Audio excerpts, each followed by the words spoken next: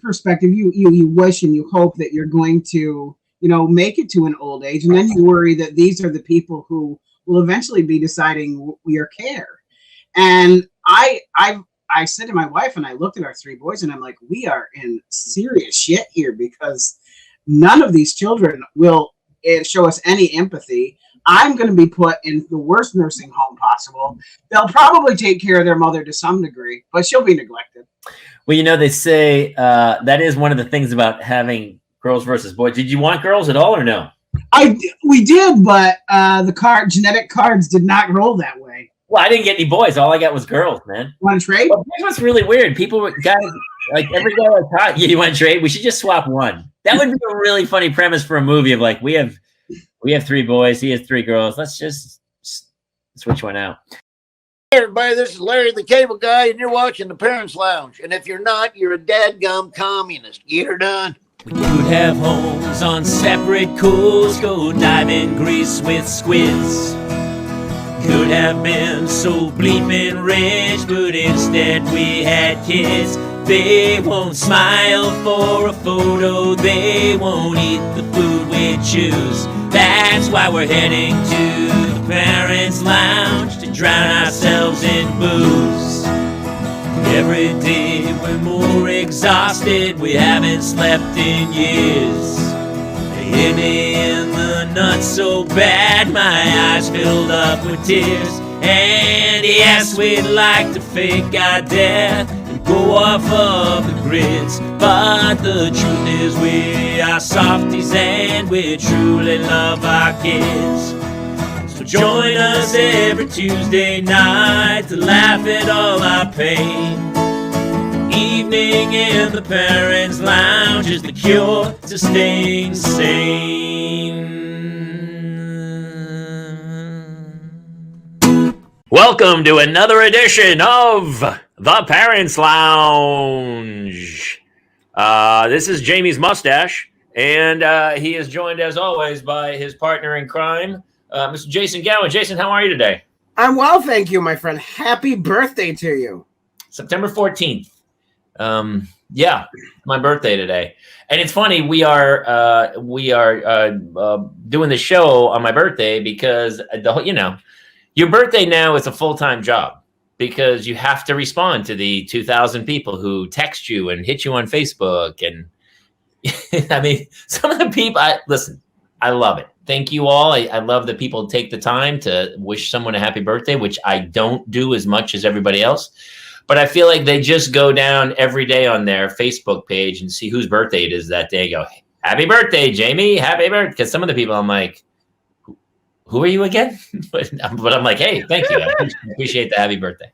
I do too. And mine was the 9th, so we both had birthdays this week. So this is our birthday This is officially our birthday show, which is why we didn't have any guests on today, because I thought we would do a little birthday show and shout out to each other. Yeah. Are you a big birthday guy? I used to be, but it's weird. Since I've had kids, I've kind of just ended it.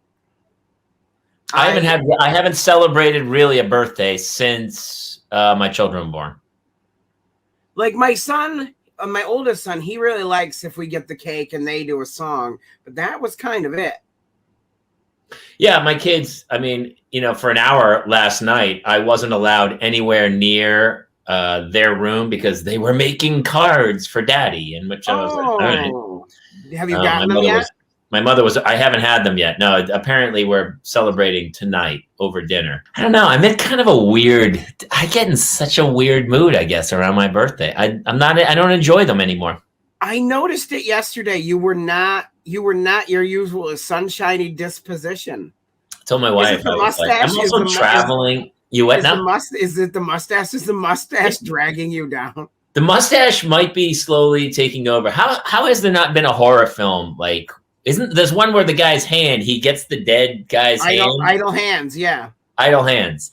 And he has a serial killer's hands and the hands kind of take over. How has there not been a movie where a guy like gets a mustache and the mustache is like, like there's a spirit deeply entrenched within the mustache. And that mustache is crazy though, right? I don't know how long it's going to last because I've done a few auditions with it, and I thought for sure, like one of them, I was like, I gotta book this. It's like a former astronaut in the 1960s who's like, oh, you very Right? Buzz Aldrin. Yeah, I kept it. That's why I kept the stash. And I filmed the audition. I memorized it for a few days. I really worked on it, and I sent it in. And I thought for sure the phone would just ring, and they go, "Holy cow! Greatest audition we've ever seen. Can you come in today, Jamie? The contracts are ready to sign." And radio silence. I haven't heard a word. So it's so That fun. stinks. I mean, I like it, but I do suspect it's changing you. It does. Yeah. It affects me like at my kid's school where all the other parents are like, "Hey, what's up, creeper?" Like I'm the creepy guy in the neighborhood now. When I first met my wife, we were cross country dating into New York and LA, and she had a work conference in Florida. So I met her there, and she goes, "Hey, we'll go to Disney World." I go, "Great." And so at the time we were shooting an episode of My Boys, the first episode of the new season, and we all pitched a mustache growing contest. So we all came back with giant mustaches, and it was bigger than this and thicker, and it came down to like here, it was like a Wyatt Earp, huge mustache. And so my wife, she makes me my wife to be, we're only dating at the time, and we go to Disney World. And when we get there, I'm like, "Oh, we should go on these rides." And she goes, "I don't really like rides very much." Didn't like rides, and invited me to go to Disney World. And I was like, "What?" So I'm like, "I'm at Disney World." So I go on some of the rides by myself. And there I am on rides at Disney World with a giant Fu Manchu mustache by myself. And you know how sometimes they would go like, "Well, there's an extra spot. Does anybody want to take the spot?" No one would take it. Parents were like holding their children back of like, "No, we're good. We'll wait till the next ride." Because I look like I'll have to post a picture of it at some point. Dude, our lives run so parallel. My wife also does not ride rides.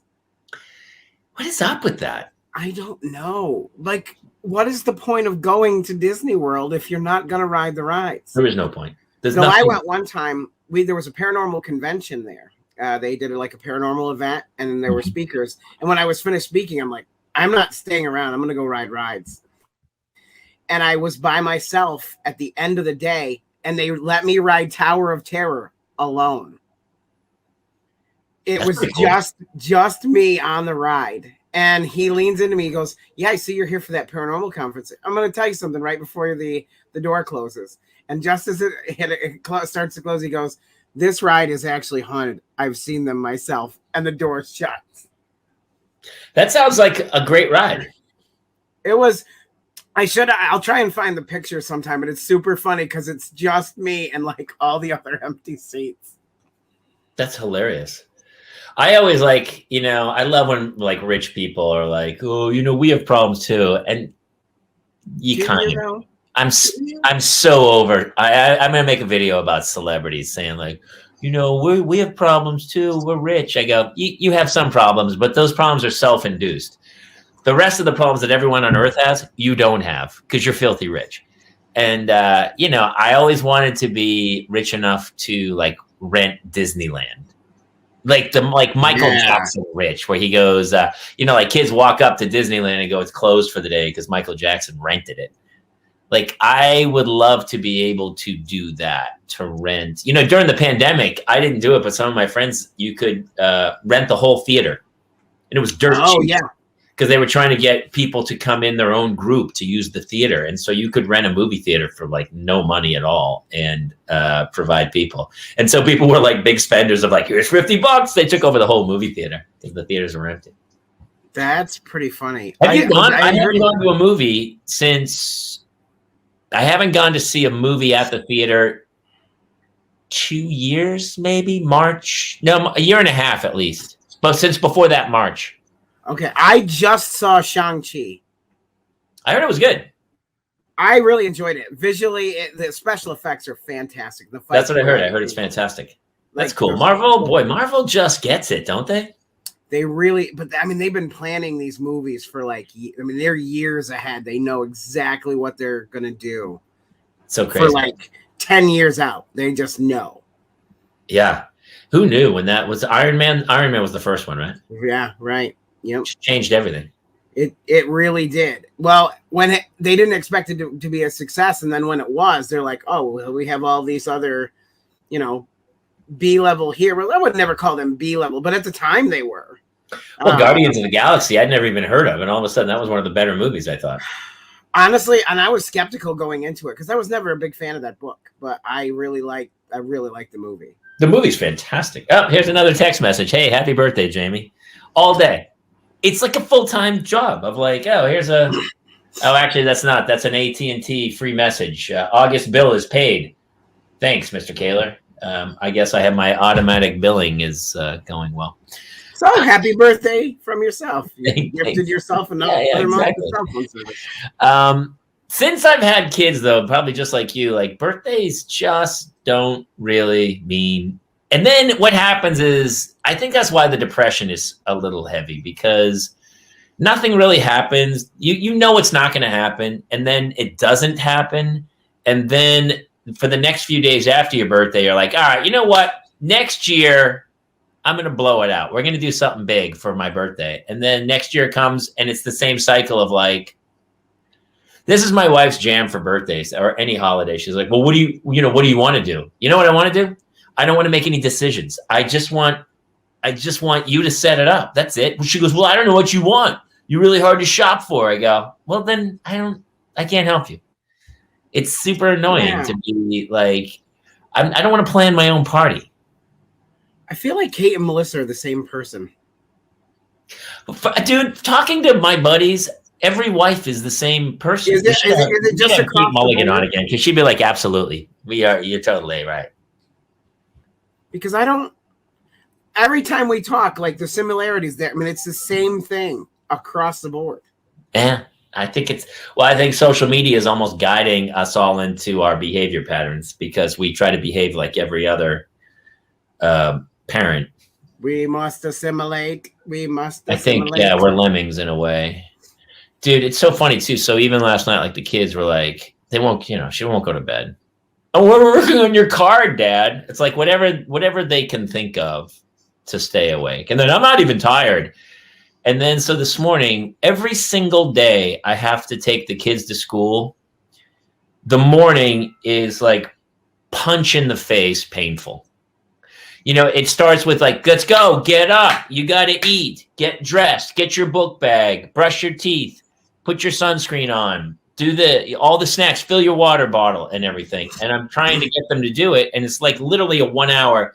It's like we're Mel Gibson cutting the cord to a bomb and the clock is ticking down. Tick, tick, tick, tick. And they just don't care. They don't care. I feel like I'm verbal instructions on life just on a constant loop of looping of like, every conversation with my daughter is, I don't do that. You're going to hurt yourself. No, I'm not. Ow. Like it's just a steady stream of, me saying, I'm telling you, probably shouldn't do this. And then she goes, no, I'm going to do this anyway. And then me dealing with the repercussions of whether it's an injury or me cleaning something or me rebuying something that gets broken. And then does she learn the lesson? No. A week later, she does the exact same thing. So. Yeah, we are dealing with the same thing here. Jay suddenly, now that he's gone to school, thinks he's like a collegiate professor. And he knows everything. And he then, then cuts his hand open when he doesn't listen. And then somehow it's our fault that you didn't listen. We tried to tell you. Nope. Okay. Didn't care. That's just how he is. My daughter, I see her fake brushing her teeth. And it's, I'm like, I've already yelled at her. She's just pantomiming it? The toothbrush is there. Like, it's just not even moving. And I'm like, I go, they're your teeth. What do I care? I can only do so much, and at the end of the day, you're going to have dentures when you're 25. I don't know what to tell you. Now, are both girls that way, or just one? Just one. They in different ways, though. So Hannah, yesterday we were in the pool, and I got Hannah a boogie board this weekend. We went to the beach and went boogie boarding. Pretty fun, and it was one of the good days. Taking her boogie boarding out in the ocean was pretty fun. That's fun. But she puts the boogie board. She wants to play with the boogie board in the pool, and I go, great. No problem. So I'm not even out there. My wife's out watching her. she is standing on the edge of the pool. She puts the boogie board in, and she goes to step onto the book. I mean, you see it coming a mile away. Everybody's like, what are you doing? My wife was like, I heard my wife scream from the backyard. I'm like, no! Of course, so she steps off the edge of the pool, steps onto the boogie board, and the boogie board, of course, goes whoosh. And she falls backwards where her head should Greg Louganis and hit the edge of the thing, which would kill her instantly. And she, I guess, just missed the edge of the pool and went in. And my wife was like shaking. My wife was in the house, just absolutely like, I almost just watched Hannah kill herself. I don't know if I'm gonna get through the night. And then she opened a bottle of wine. She was like, she goes, I don't know what's wrong with that kid. I go, I know what's wrong with her. She's 8. That's what's wrong with her. She's 8 years old. She's an idiot. I mean, yeah, they just try to kill themselves all day. Try to kill themselves. I mean, at some point you're like, yeah, maybe she needs to crack her. She needs a catastrophic injury to make her understand what catastrophic injuries feel like, I think, right? Sometimes you don't want them to get hurt, but at the same time, you need them to learn the lesson. I get it. You want them to be scared a little bit. Like we've talked about this before, like my kids won't listen to my wife. They don't do one thing she says. And then I told you they kind of do what I will say. And they said, because we're scared of you. I said, you should be. Because yes, you should be scared. Like kids need. I don't even think I've heard your actual religion's just a way of scaring kids into behaving. Same with Elf on the Shelf. It's really just a fear mechanism. Yes, it's like the Krampus, the Krampus at Christmas time. Yes, the Krampus. We need to incorporate him more into our American. Well, your boys don't seem like your boys are afraid of you at all. The twins don't really, I mean, they don't grasp the whole fear thing yet. They're just not to that space. Jace, if I yell, and when I actually yell, he is afraid. But if my wife yells, he doesn't regard her at all. Like that is a joke to him, and he keeps right on doing whatever it is. But if she says, do you want me to get your father involved? Immediately he backs up. Because I will choke slam him and not think twice about it. A full-on choke slam. Yeah, I'll just grab him and just right under the couch. Yeah. You need to. Sometimes. What did they do for your birthday? Did they do anything? We just did like a cake, and then we went out. So the nicest thing is that we went out just to lunch, and because Jace was at school, so that saves 1/3 of our headache. And we brought actual toys. I was like, just bring toys and let's see what happens. And the twins actually, during my birthday lunch, played with the toys and did not destroy. So I actually had one meal out where nothing bad happened. So it was probably the best birthday gift that they could give me. Is that ate a meal without incident. Do you not just give them the iPad? So the iPad with the twins, it will work with Jace. An iPad will work with Jace. But the twins are kind of just getting to that watch a movie kind of phase. So it won't hold them the way it holds Jace. Yeah. Like 2 years, we're going to be golden across the board with that. But right now, until they have that full, like they know that they can just watch that entertainment constantly, we're kind of in a weird field. Like sometimes it works, sometimes it doesn't. Oh, that's funny. My kids, even they were a little young, we had like Frozen on there, which was like 93 minutes of pure quiet. It was great. See, they'll watch Bluey, and sometimes if we put Bluey on, we'll get a half hour out of them. My daughters are still watching Bluey. You just got to load up numerous Bluey episodes. That's it. Yeah, well, we put the Disney Plus app right on the iPad, so now it's just click the season and let it go. I love it. And then everyone looks at you kind of askew, like, who look at you, parent, and you're like, fuck you, yeah. Yes, I see you're letting your children on the iPad. Even tonight, my wife wanted to go out. She's like, well, where should we go to dinner? I go, was it just you and I? And she goes, no, the kids will come. She goes, I guess we could get a babysitter. And I go, great. So then it's a $200 dinner. because I go, I don't want to do that either. I was like, let's just order food. So I think we're just going to order food. Like we have great neighbors and they have kids too. So if sometimes, you know, we'll go like, hey, well, why don't you drop the kids off for 2 hours while you guys go grab dinner, and we'll do that. But I'm not a big fan of, I don't know why. Maybe it's that crazy, I hate spending money. Oh. But to go out for like an expensive dinner, great. People calling me all day about my birthday. People calling me, it's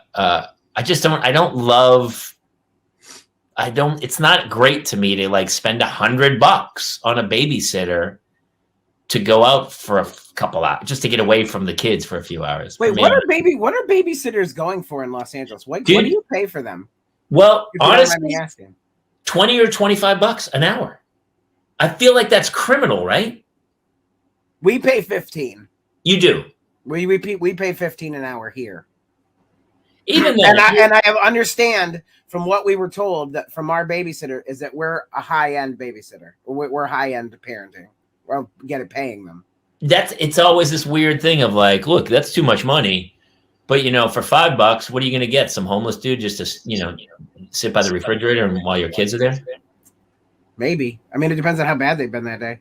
I guess. For me, it's like, I mean, I go out and, you know, I go out to do shows or I have other stuff. So it's not like I'm trapped at home all the time. And, you know, I have the day off away from the kids when I'm doing stuff. So for me, it's like, I never want to spend that extra money. I don't know. Am I super cheap? I just am like.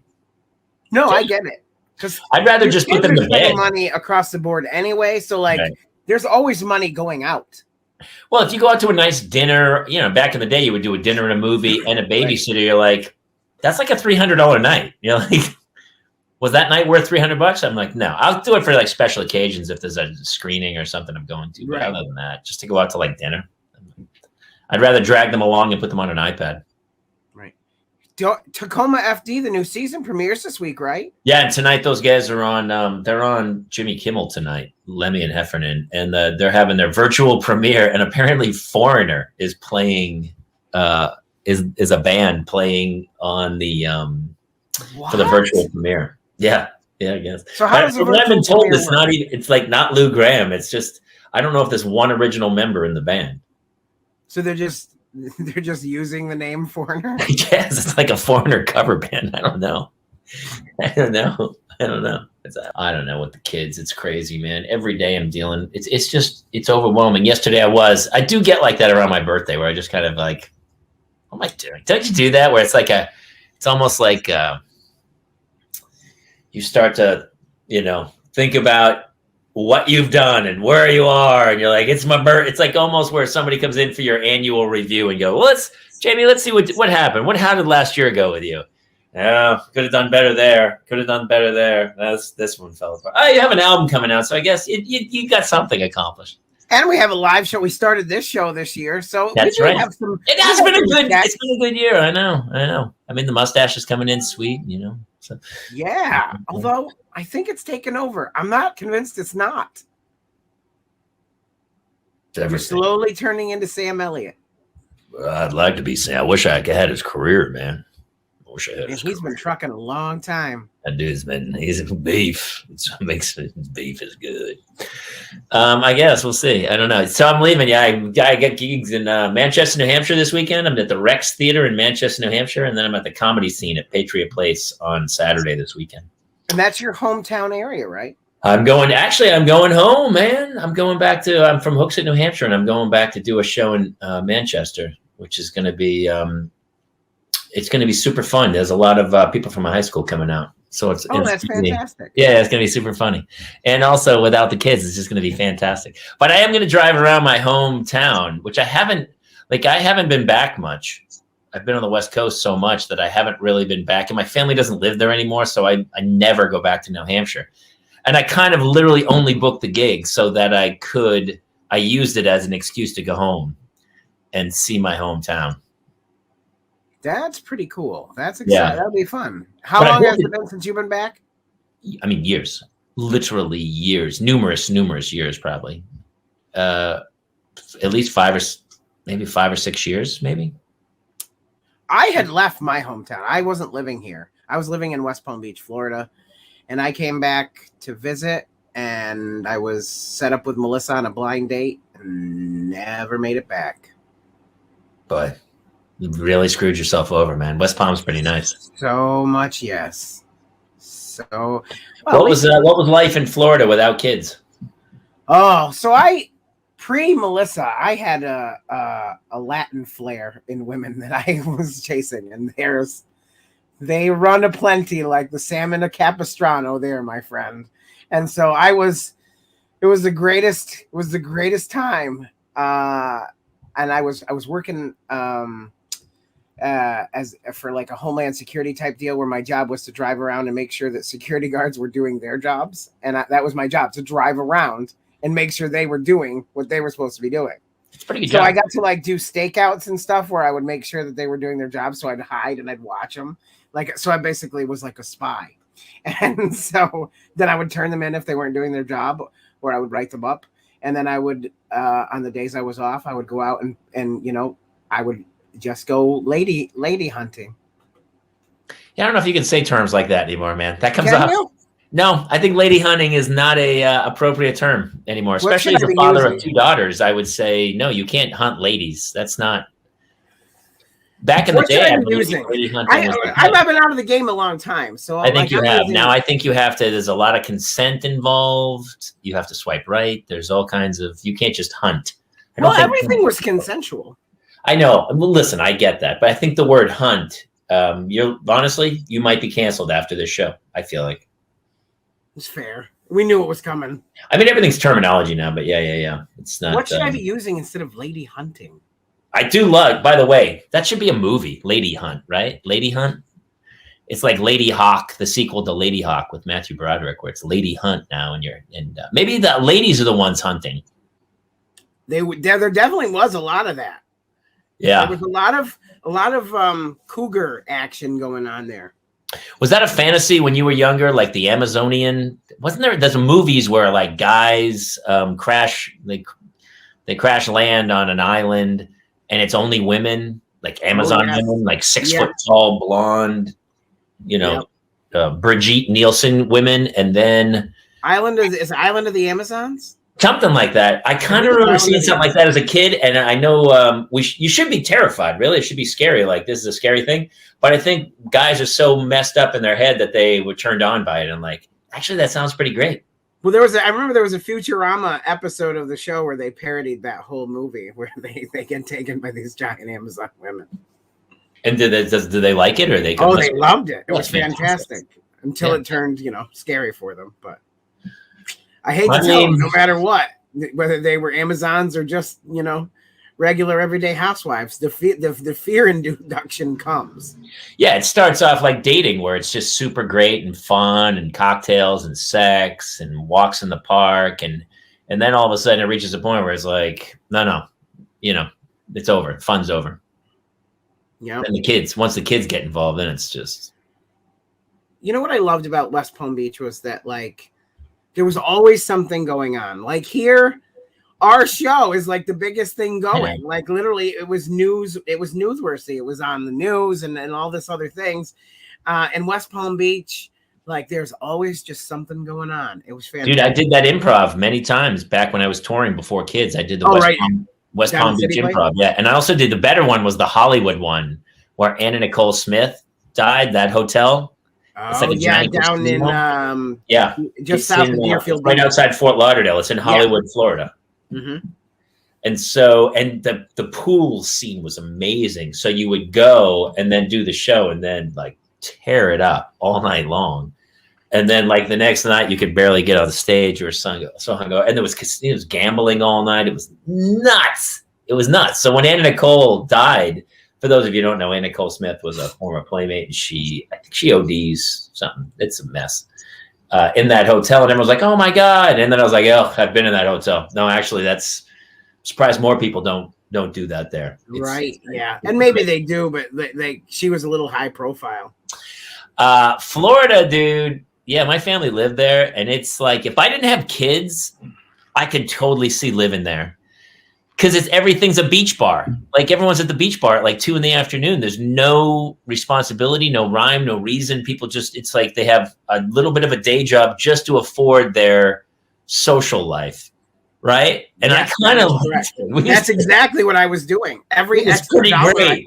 I I know. Like if I didn't have kids, I thought about this recently. If I didn't have kids, like I would, like the movie Cocktail, I would be like Brian Brown without the suicide on the boat part. But I would be the guy who was like just setting up bars. I'd work in the islands. I could totally see like being a bartender in Maui and just working my shifts.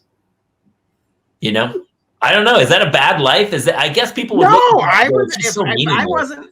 Look, I got bamboozled. I was set up on this blind date, and then now here I am. But I was living the good life, my friend. We all were. Well, I talked about this to the other guy the other night, and it was like, the problem is, he goes, it's so pointless. And I go, but who cares? I guess. Now looking back, it's like, what is wrong with being pointless and having a pointless existence if it's just narcissism and pure fun?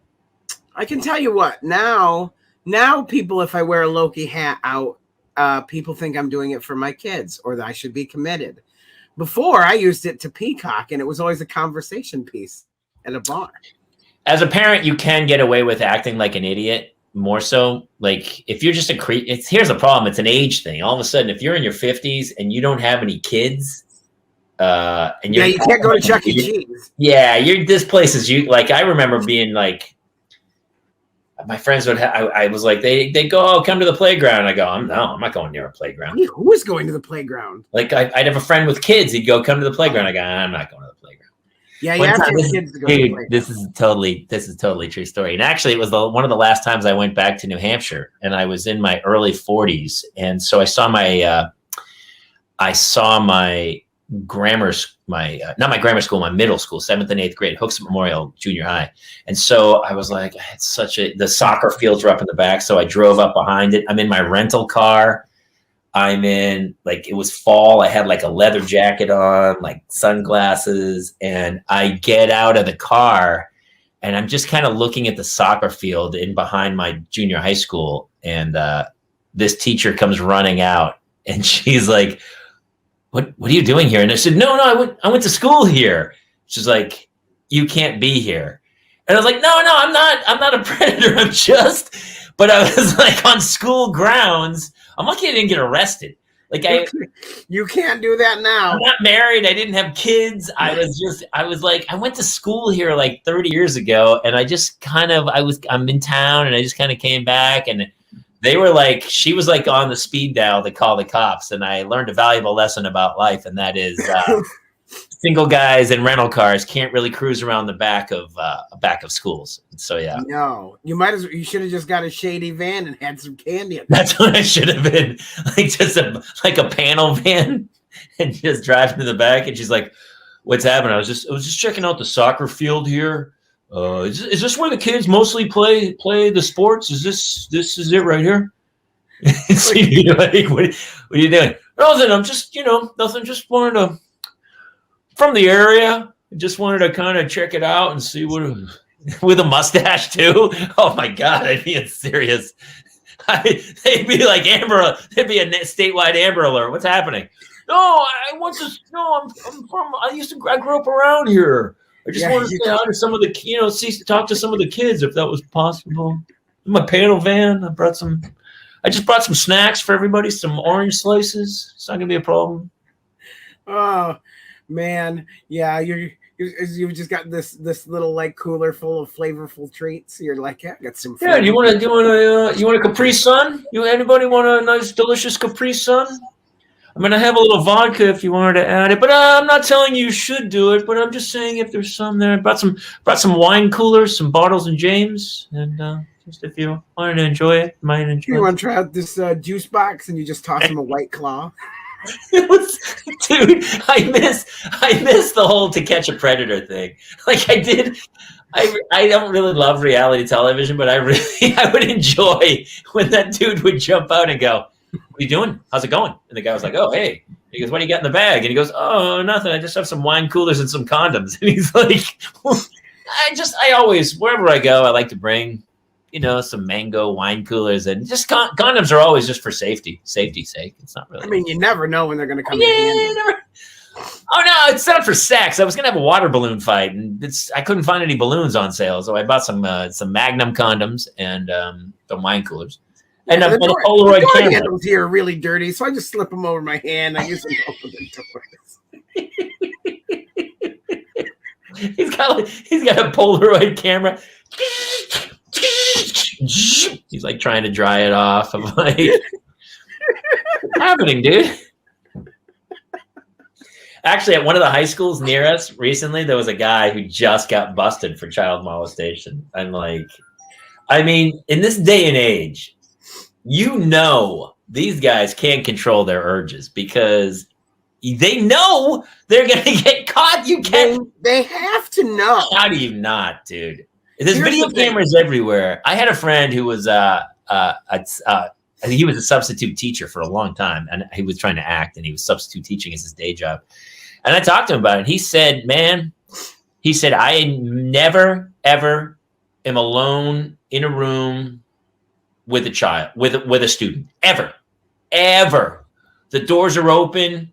If the doors are open and I'm in the room and some kid walks into the room, I go, oh, back up, get out. And then he would walk out into the hallway. He's like, because the problem is the kid comes in, the door shuts. The kid wants a better grade, and the kid goes, F you, Mr. So-and-so, touched my fanny parts or something. And you can't, what are you going to do? The kid's lying because you're never going to win that argument. Right. Yeah. And you never will. Well, no, you don't know what's a kind of a big thing now. And I don't know if you've seen this, is that they have those groups out there that have YouTube channels, and they make the bait chats on social media, and they pretend to be young kids, and they steal underage pictures from like Instagram and whatnot. And they bait them in, and then they'll say, hey, meet me at this hotel. And then the bait patrol's there, and they film it, and they release the footage. And that just happened to a firefighter here in our town. And they put it out on YouTube and just blasted him. And it was, oh man, it got intense. It was intense. But I mean, did the guy get fired? Yes, I believe so. And any criminal charges? Immediately. I didn't follow To Catch a Predator did that. That's what they did. To Catch a Predator had basically that show, but it's all freelance, and there are all these groups now that are taking it to like a street level.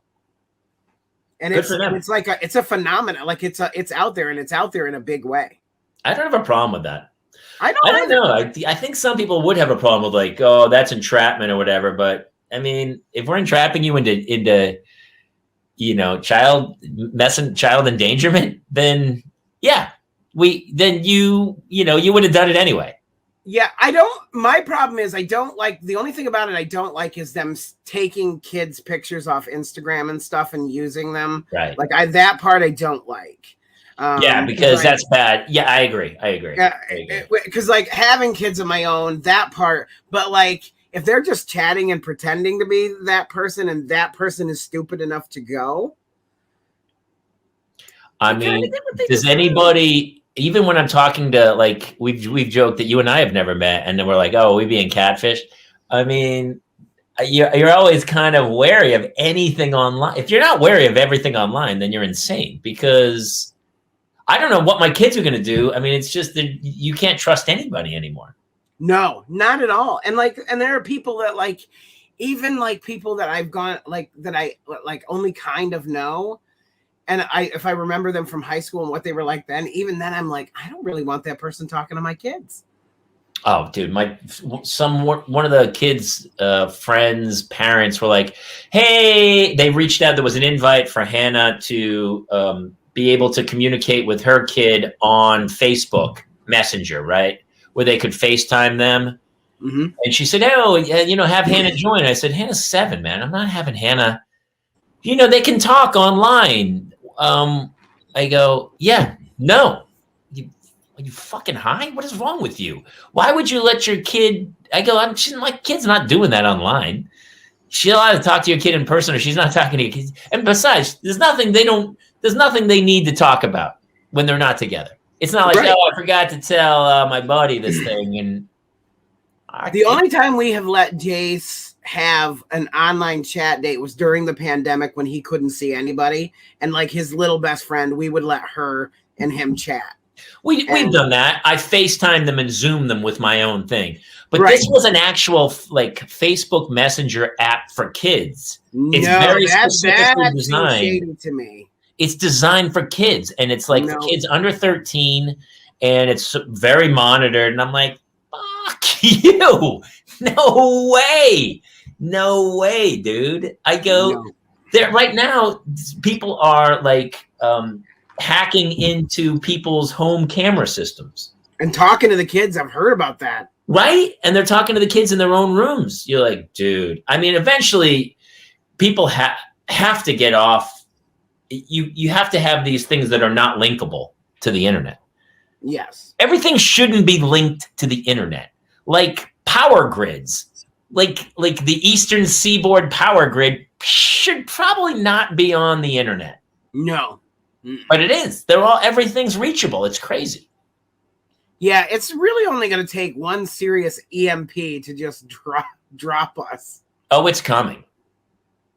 Actually, we had our school, we had to fill out cards, like hard cards that are like the emergency information for the kids. Same for us, yeah. And I knew it immediately. And other people were like, well, can we just fill it out online? And the principal actually said, she goes, yeah, after the next giant emergency, there is no online. We're not going to have computer access.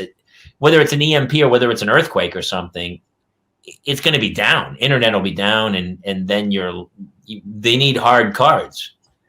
I miss the whole Dewey Decimal System thing of like, I mean, it's like, obviously the internet, it's pretty great to go Google, how tall is Reese Witherspoon? It's pretty great to do that. But, what is the cost that we're all connected? I don't know. Yeah, it's, I do miss that simpler time. Also, Reese Witherspoon is 5'1". She's 5'1". Yeah, I know.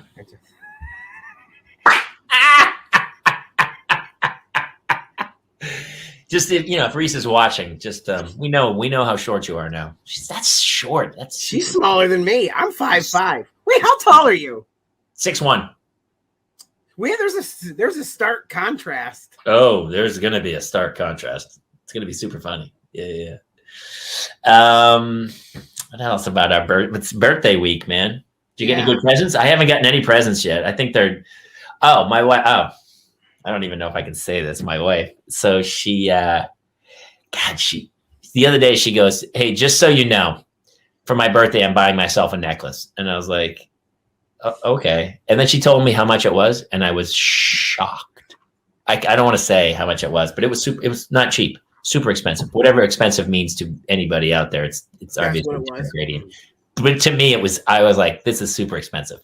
But you did just hear a few minutes ago that I was also the guy who didn't want to pay $100 to babysit her so I could go out to dinner. So everything's expensive, but it was like super expensive. And so she bought herself, and I said, that's fine, whatever. I said, as long, but every other day she says, I want to quit. We should move back home to the East Coast. We should do this. And then the next day she's like, I bought a necklace. And I said, you can't have both worlds. And it's fine if you bought the necklace. I get it. It's happy birthday. It's fine. I don't care. I'm not a big jewelry guy, but I get it. And then, 2 nights ago, she goes, hey, just so you know, I didn't get you anything for your birthday. I didn't have any time. And I said, that's so weird. You had time to buy yourself a necklace. And she goes, don't give me grief about the necklace anymore. And that was invariably became a fight of like, because she doesn't buy me a present, it's because she doesn't have time. She doesn't have the want or whatever. And she doesn't get me anything. And then that's how our birthdays always go.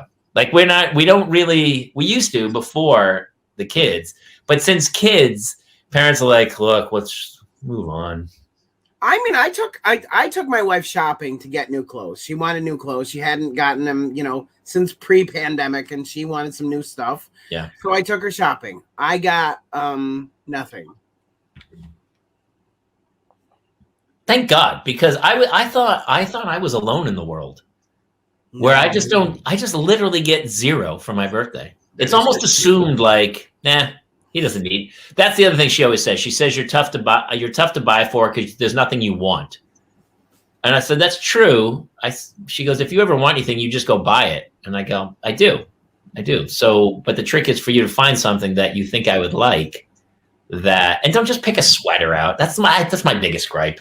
Yeah, I don't want a present that's phoned in. Yeah, I don't want a present that's phoned in. But if you go out of your way, like last year, they got me. There was a whiskey glass with my daughter's name engraved, which is basically says, "We know you're an alcoholic, and here's a gift from the kid." It was like when we were kids. I made my dad an ashtray at school. Oh man, you can't do that now. No, you can't do that anymore. So I don't know if I'm getting anything, but I don't know. I rarely get anything, but I don't really. I don't care. But I guess I don't either. I guess I mean, I'm always a little hurt. Like I'm always like, oh, again. I walk through the door of like, is there a part? There's no party. All right, I didn't expect one, but it would have been nice to be surprised. I guess, or for once in my life, it would be nice to be surprised with like a crazy birthday thing. I did this thing this year where, as we were going to bed that night, I was like, is my present in the bathroom waiting for me when I get into my jammy jams? I did. Is that where the present is? Because I know you didn't not get me anything at all. Anything. Absolutely nothing. And my wife, she goes, please don't do what you're about to do. And then of course I turn it into a major performance where I'm like, is it in the shower? And I open the shower curtain. I'm like, it's not here. Is it in the pantry? Let me go check. And I went on for like 15 minutes with this thing. And then I just did this horrible sob thing. And she's like, I hate you. And I was That's like, funny. This all could have been avoided had you made some kind of effort. That's a funny bit, man. That'd be a funny bit. Yeah, about the birthday. That's funny. It is crazy. I mean, we just don't do. Once the kids, I mean, my friends are doing every year. I say, all right, this year I'm going to do a big birthday thing and go on like a golf trip or something.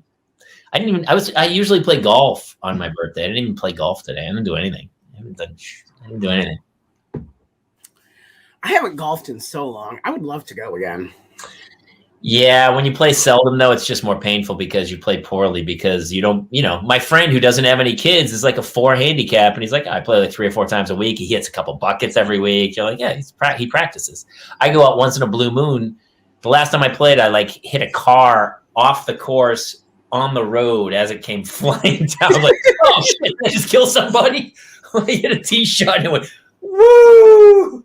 And then you're like, everyone's like listening for a windshield. You're like, oh, Jesus Christ. Yeah. I'm not a great golfer. It's weird because like my family, I come from a long line of like on my mom's side of like pro golfers. My grandma was like club champion at like 3 different country clubs. And she was a monster on the thing. And I get it. And like, I'm okay at like a putt. Like I could probably hang at a putt. Okay. But I'm on an actual, like a fairway. I'm a menace to society.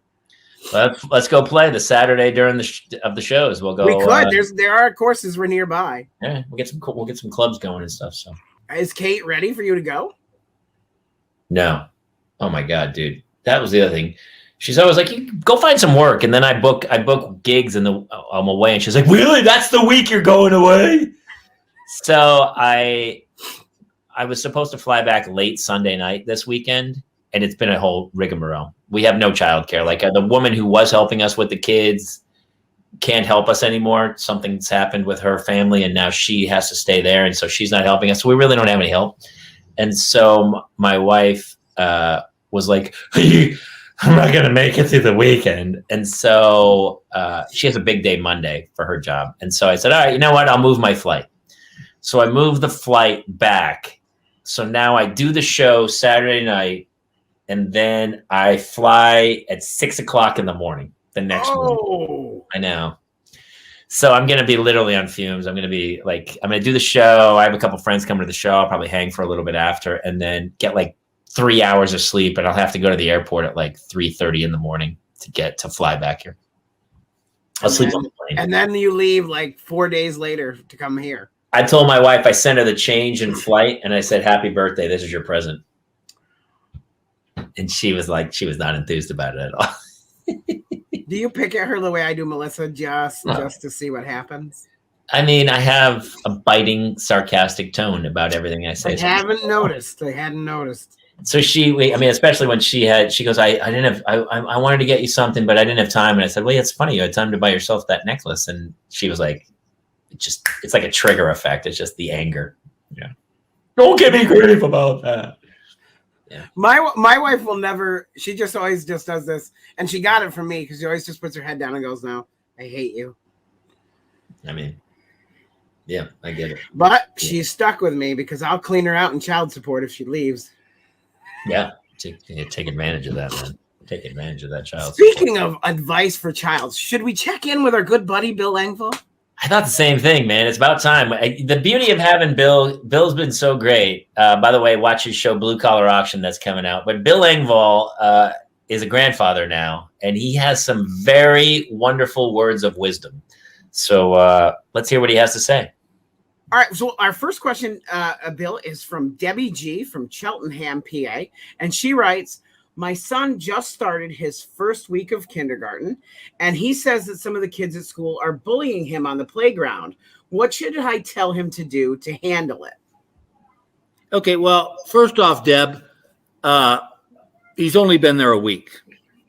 And it's been a while since I had a kid that was in kindergarten, but I believe the age is 4 to 5 years old. I wouldn't worry too much about this. If it'd be different if it was junior high or high school or something, but I don't really know how much bullying a kindergarten kid can do, other than, like make noise during nap time, just, Yeah. I don't, and if it's a problem, but if it, listen, I don't want to poo-poo your problem, but A, I wouldn't worry about it, but B, if it really seems like it's affecting him, go talk to the teacher.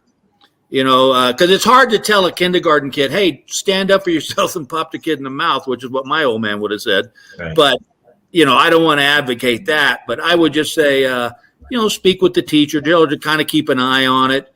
You also don't want your kid to be known as the snitch of kindergarten, because then people Snitches get stitches. Yeah, they're taking his nap time blanket. They're, who knows what 5-year-olds, those kids are crazy at 5. Now, Bill, sometimes kids that are bullied go on, because of being bullied, they go on to achieve unbelievable things in their lifetime. So maybe in some ways, if the child's bullied, it will actually accelerate their success path. Either that or he'll take care of himself. It's but I agree with you, Jamie. Listen, I think we all were bullied at some point. I don't remember necessarily being bullied in kindergarten. Jamie bullies me weekly. Yeah. And now he's getting better. His skills are improving because I bully him constantly. Yeah, but he's not taking your jujubes. He's just True. So Deb, I think the answer is you're going to be fine. But if you really feel like it's an issue, speak with the teacher. And then there's always, Brazilian Jiu-Jitsu, which I think is a strong skill set for a kid. Because that way, even if you're the smaller kid, you can get in there, grapple and then choke them out. And so, if anything, I would say Brazilian Jiu-Jitsu is the answer. Yeah, there's nothing scarier than a kindergarten that knows the choke out move. That's exactly right. That kid's gonna move. He's gonna go on to great things. Yeah. Fantastic advice, man. That guy knows everything. He almost knows too much in a weird way. He just keeps it simple, man. That's the beauty of it. He's like a wise sage. I'm so glad he's going to be coming on regularly to dispense this advice to us. Yeah. It is funny too, because God, even with kids, I was talking to my buddy the other day, and it's like, my kids won't listen to me, but they'll listen to another parent. We should almost cross-parent with other families so that kids will listen to the other. And my wife's the same. I told you that. I always will say stuff to my wife because I've been on Earth a long time and I know pretty much everything. Oh my God, today even she was reading me something. She goes, you're not going to believe what my sister wrote to me or something. And so she told me the first half of the text, and I didn't see anything. And I said, your sister said this. And I said exactly what her sister would have said. And she goes, how did you know that? And she read it off. And I said, because I wish I didn't know everything, but I kind of do. I know human nature so well. And so I knew exactly what her sister would say. And she was shocked.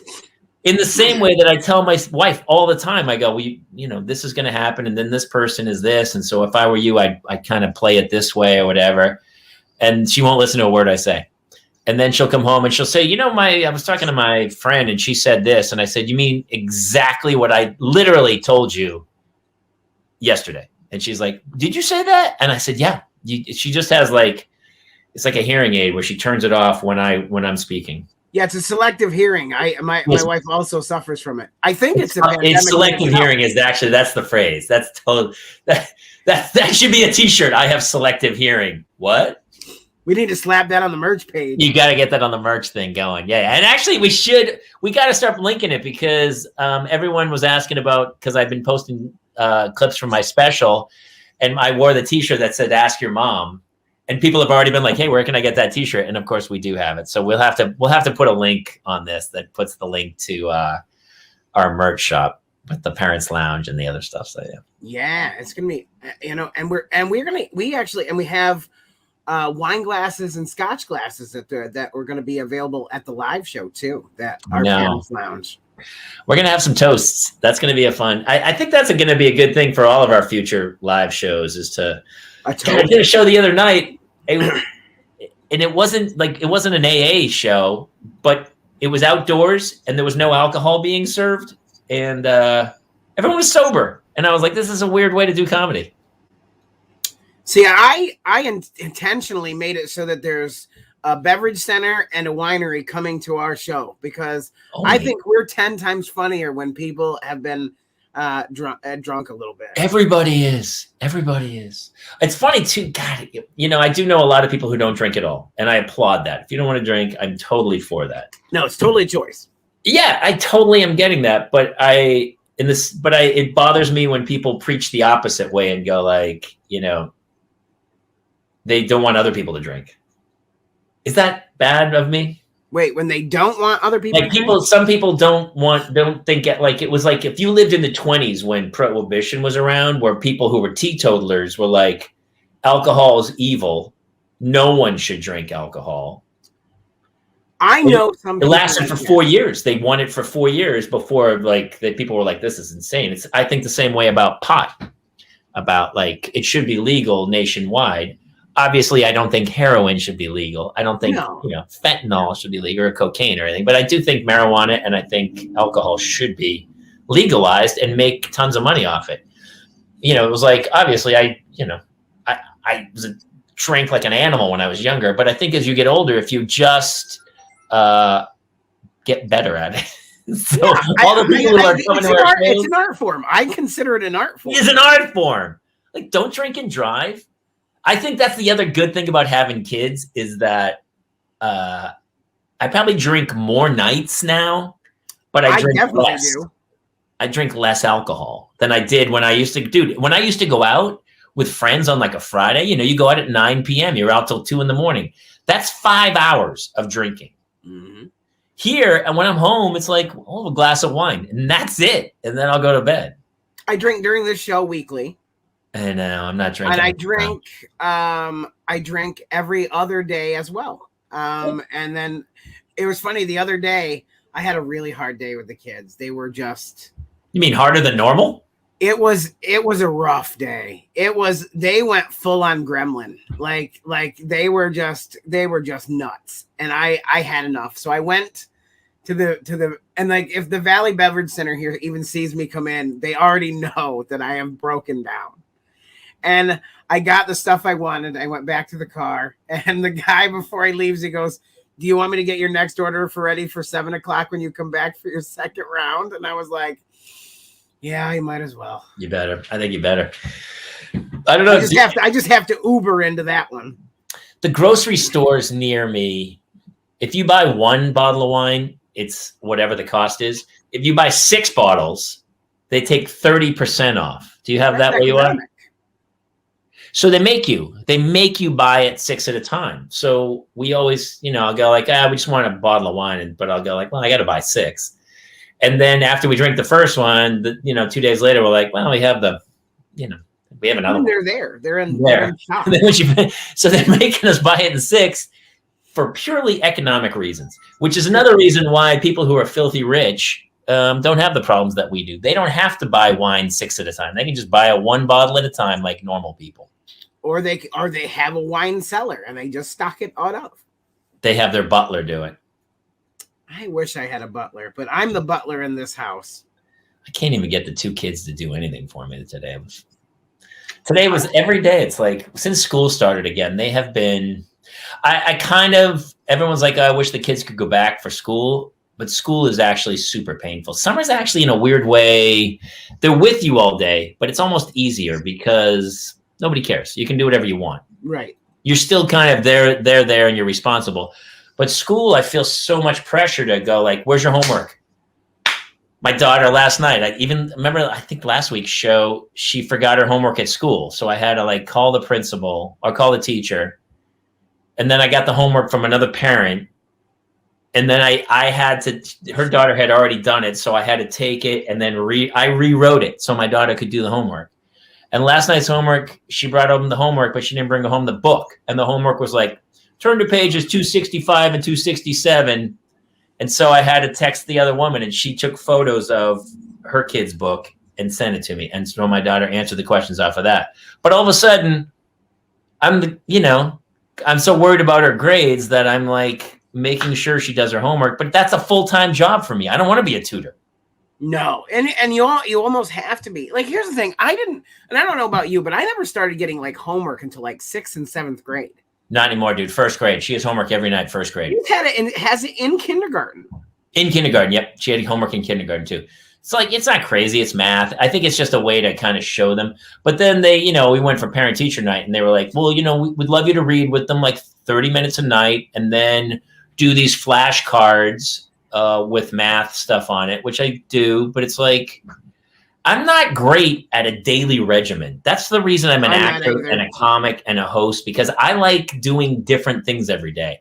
Yeah. So I don't have a job from like 9 to 5 where I come home, we do dinner, we do the homework, they take a bath, then we read in bed. That's not who I am. It's not what I want to do. I'm like, every day I'm like, some days I'm into it and I go, yeah, let's read. And we read. And other days I'm like, yeah, I already know how to read. I don't want to read again with you. I don't want to do this every day. And sometimes I'm kicking her and screaming because she's also in 3rd grade and she's supposed to be reading chapter books. And I said, get a book, let's read. And she like takes some baby kid's book. And I'm like, we're not reading that. And the chapter book is hard for her. It's a little bit of work and she doesn't want to push herself. And so I end up reading it. And then I'm like, well, you read this page and then I'll read this page. And then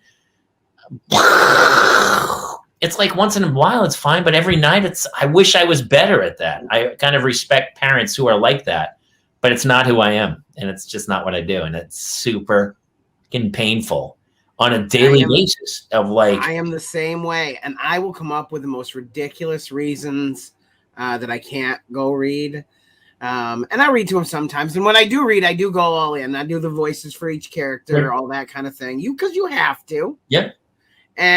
But it's a production when I do it. Like, it has to be a production. Okay. I remember reading when or I saw an interview with Chris Pratt that like one of the things that when he and Anna Faris were married together and they would read to their child, they would try to outdo each other with the performance in the book. And like my wife can't compete. So Jace just prefers when I read because then it's like a show. Whereas when she reads it, she just like, she's directly to the book. There's no voices. And so I get picked to do the reading, but sometimes I just can't. No. And by the way, Chris Pratt, listen, I like Chris Pratt. I'm sure he does it when he's home, but that dude is gone on location shooting movies. I would say 95% of the time. Well, I would be if I'd get hired. He's not on set. And then like he goes, oh, I got to leave at 6. I got to read with the kids on Guardians of the Galaxy. That's not happening. It's one more time when we like these, it's like, when I said I was reading, what I meant was, the nanny was reading. Nanny was reading, right? Yeah. I tried to make my daughter, so I'm trying to make her read out loud. I wanted to read out, I said, let's read a chapter out loud every night. She's like, I don't want to read out loud. I just want to read to myself. Huge fight. Huge fight. Took the book, smashed it, tore the pages out, like melted, sat her in the corner. So for me to get her to read like one chapter in the book took hours. And like, I was like, I wanted to put my fist through the wall. And then, in the back of my head, I'm like, why do I care? Be illiterate. I don't give a crap. Why? I'd like, you care, but at some point they beat you so senseless that you're like, why do I care so much? Well, and I also feel like at some point they have to take the initiative and do it, or it's not going to stick, and then it's on them anyway. Yeah, and listen, everyone's like, "Oh, are you a good parent?" It's like, well, some kids have come out of like terrible homes, abusive homes where like one or both of the parents are missing, and that kid turns out to go to Harvard and be a genius because they put the work in and something triggered them. And then some kids are like raised by the best two parents on earth who read every night and helped gave their homework, and that kid went off the deep end. So at some point they have to I tell my daughter all the time, I go, listen, it's your life. I go, I'll tell you to brush your teeth and I'll help you if you want, but I'm not going to sit over you every day and make sure you brush every tooth in your head. I'm going to tell you right now, you're going to have cavities and they're going to start drilling it pretty soon because you're not taking care of your teeth. That's it. I don't know what else to tell you. It's like a TED Talk. You can watch it, but if you don't adhere to it and put it into your life, it doesn't help. Exactly. And the other thing is like the standards that like the schools set, they don't take into consideration that a lot of these kids just have darkness in their souls that are just there.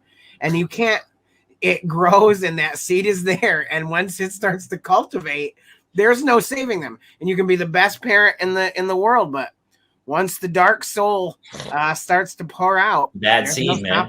Yeah, and then they become Malachi and they're children of the corn, and then I think a lot of times about like the parents of the kids at Columbine, where I'm like, they were nice parents, man.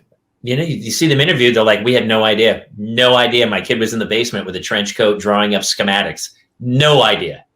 Obviously, you should be a little more, people who don't have kids blame the parents.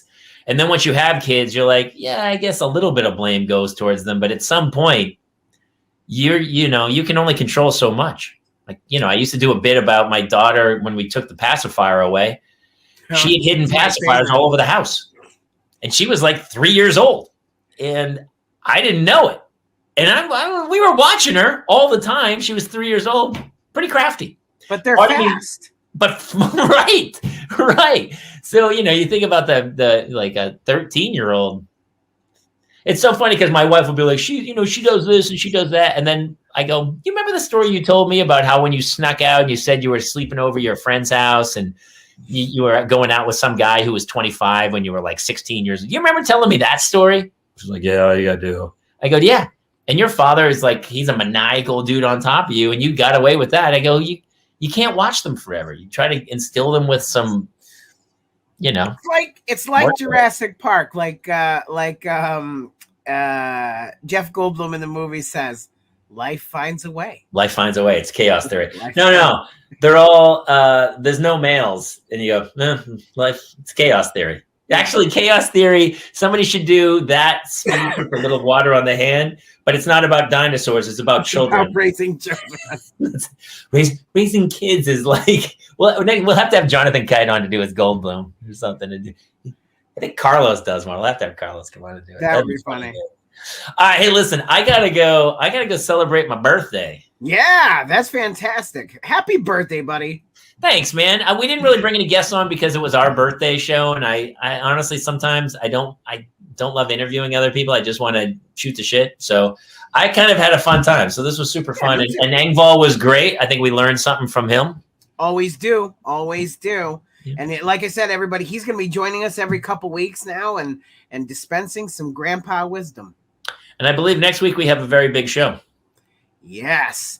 Larry the Cable Guy is coming to town. Yeah, we're going to play the whole show in its entirety. And we got a bunch of new big guests coming down the road. So stay tuned. And thanks to everybody. Be sure to like our page, follow us for updates. And then you'll be sure to see when we're coming to your town because we're going to start touring and doing stand-up and stuff. Oh, and my album's out this Friday. So maybe we'll put a little link at the end. Homeschooled. Absolutely.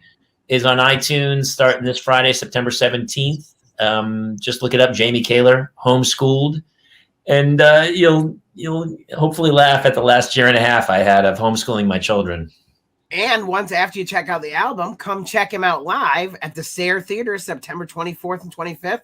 The Parents Lounge Live stand-up comedy show coming to town. Brought to us by the kind folks over at the Dandy Mini Mart.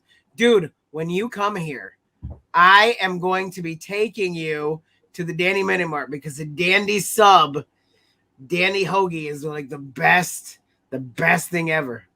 I've heard of them, and that's all my friends from Pennsylvania area are always talking about Dandy. So we'll definitely sub it up. Maybe we'll give away some subs at the show with the whiskey. Yes, I love it. Anyway, you can follow us at facebook.com/The Parents Lounge, youtube.com/Jamie Kaler, and twitch.tv/The TPL Show. I'm going to throw some links up to our merch. You can buy the Parents Lounge shirts now. And you can follow us on social media. Also, we are on iTunes, Spotify, iHeartMedia, and anywhere else you get your podcasts. Check out Tacoma FD starting this Thursday on True TV. Good night, everybody. Love y'all. See ya. We could have homes on separate coasts, go dive in Greece with squids. Could have been so bleeping rich, but instead we had kids.